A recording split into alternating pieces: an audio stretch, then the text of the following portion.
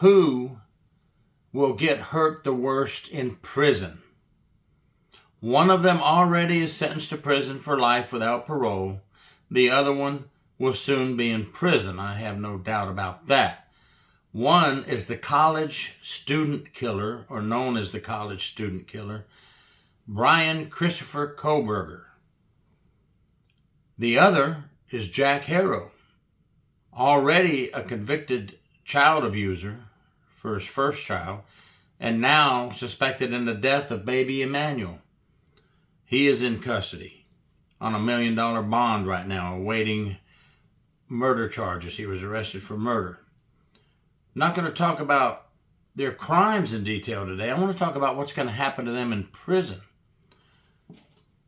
Not who will get hurt first, because one's already serving time, but who will get hurt the worst, or will either of them be hurt or injured in prison? Let's talk about that. Now, we know Kohberger has already filed a grievance and a request for transfer, which was denied.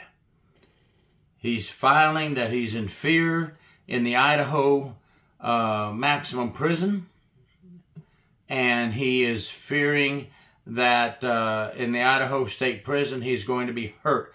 Here's some quotes from some inmates that he is filing grievances on, and he wants to file a lawsuit saying he's in danger. One inmate said, "I'm going to bitch fuck you." Another inmate said, "The only ass we will be eating is Kohberger's." No pun intended. Kohberger. Anyway, enough of that. Yes, prison is a sick place, a rough place, and a tough place to work. Let me tell you that right now. And the other one is Jack Haro, who already, as I said, is a convicted child abuser, cruelty to children. Only got a very light sentence on that. Should have been in prison, and we wouldn't even have to worry about baby Emmanuel right now. But a soft judge in California let him off. His first child is crippled and blind from his abuse, and here the guy is, on probation. And he got a 180-day work release sentence from the jail and some type of class to help him become a better parent. He's a sick monster.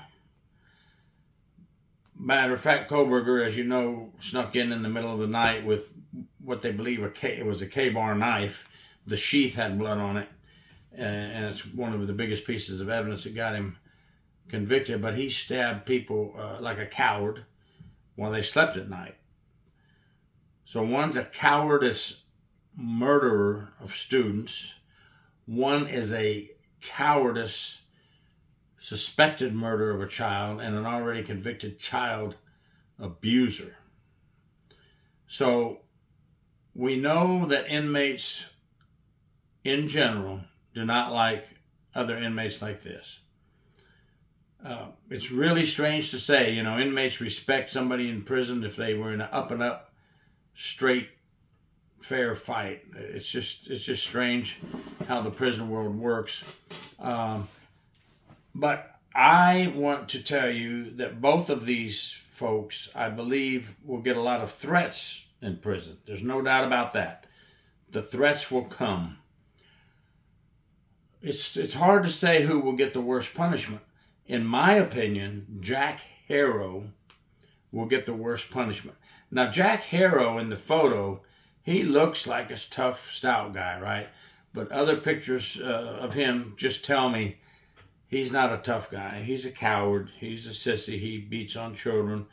I'm sure he beats on his wife as well. But I think that the inmates will sense his weakness. Matter of fact, I know they will, because inmates sense weakness. They see it and they feel it and they know who's weak. And Kohberger's just hurting himself because he's filed grievances against other inmates. He's filed complaints that other inmates are flooding their cells Boy, not a good way to start your prison life. Trying to get other inmates, snitching on other inmates, flooding their cells, filing complaints against other inmates. If he's not in protective custody his entire life in prison, he's definitely going to get hurt bad. No, he's not a child molester. He's a murderer and a cowardice murderer. But inmates don't like that either. And now you add fuel to that fire. You start writing up other inmates and making complaints about other inmates. You're just digging yourself a deep hole, so to speak. As I said, his transfer was refused, so he's going to stay right there at that prison. Now, if he's protective custody, okay. How long will that protect him? Can inmates in protective custody be got to? Can they get to him? Yes, there's ways. There's many ways.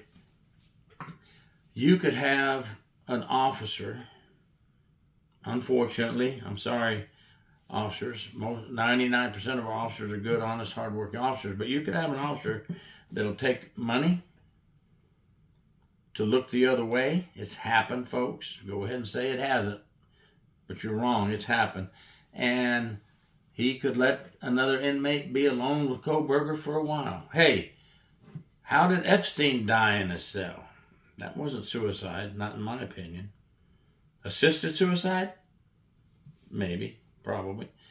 But that's a whole nother story there. I'm just trying to get you to understand where I'm coming from. There are ways to get to people in protective custody. I've done videos before on child molesters and pedophiles, and someone said, man, you're all wrong. They can't get to them. They're in protective custody. That told me right there somebody doesn't know what's going on inside the prison. And anybody else that wants to throw reasons in, please tell me your thoughts. We're all open here. We want to hear what you have to say. So I'm not going to make this a crazy long video. I think it's a very interesting thing to watch in the future. Kohberger versus Haro. Who gets hurt the worst? Or do either of them get hurt in prison? Let me know your thoughts. Who you think's going to get hurt the worst? Do you think anybody's going to get hurt in their prison life after committing these hideous crimes, these cowardice crimes that other inmates smell and are already becoming prey on Kohberger? Thanks for watching. Gary York, True Stories. Let me know.